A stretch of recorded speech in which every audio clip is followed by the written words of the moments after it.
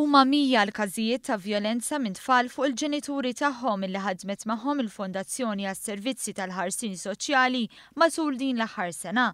Il-Kap Eżekuttiv Alfred Grixti qal ma' One News li din hija realtà ġdida li qed isiru jafuha grazzi għal kooperazzjoni mal-iskejjel. Dawn il-mitkaż fit-80% minnhom l-abbuż qed isir fuq l-omm. Isir miż-żewġ sessi kemm subien u kemm bniet, però l-maġġoranza huma subien. Fil-fatt minn dawk it-80%, 70% huma subien illi qegħdin jagħmlu vjolenza fuq ommhom.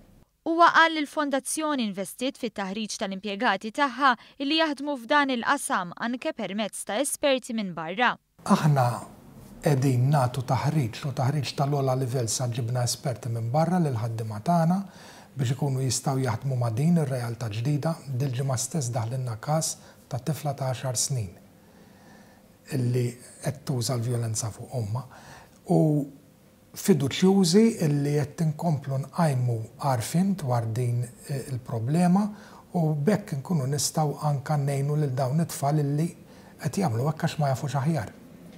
Fil-Jum Internazzjonali kontra l-Vjolenza Domestika, il-Fondazzjoni qed tistieden lill-familji jattendu għal attività li se tiddiskuti din ir-realtà ġdida is-Sibt li ġej bejn l-10 ta' filgħodu u l-11 quddiem il-Parlament.